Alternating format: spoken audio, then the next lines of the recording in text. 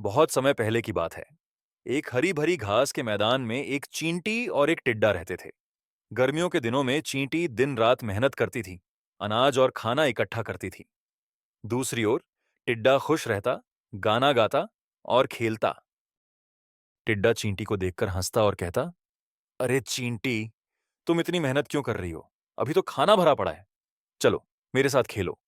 चींटी मुस्कुराते हुए जवाब देती है, मैं सर्दियों के लिए खाना इकट्ठा कर रही हूं। जब ठंड का मौसम आएगा तो खाने के लिए कुछ नहीं मिलेगा। तुम्हें भी तैयारी करनी चाहिए। धीरे धीरे गर्मी का मौसम खत्म हो गया और सर्दियां आ गईं। मैदान बर्फ से ढक गया और पेड़ों से पत्ते झड़ गए। ठंड के मौसम में चारों ओर खाना नहीं दिख रहा था। टिड्डा ठंड से कांपता हुआ भूखा महसूस कर रहा था। टिड्डे को अब चींटी की बात याद आई और वह उसके पास मदद मांगने गया।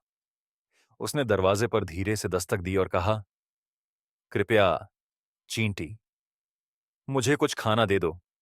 मैंने सर्दियों के लिए तैयारी नहीं की थी और अब मैं भूखा हूं। चींटी ने थोड़ा सोचा और फिर अपने खाने में से टिड्डे को कुछ खाना दे दिया। उसने कहा, अगली बार याद रखना कि मेहनत और पहले से तैयारी करना जरूरी होता है। टिड्डे ने उसकी बात ध्यान से सुनी और कृतज्ञता से मुस्कुराया। अगले साल गर्मियों में टिड्डा चींटी के साथ मिलकर मेहनत करने लगा, खाना इकट्ठा करने लगा। उसने समझ लिया था कि भविष्य की तैयारी करना कितना जरूरी है।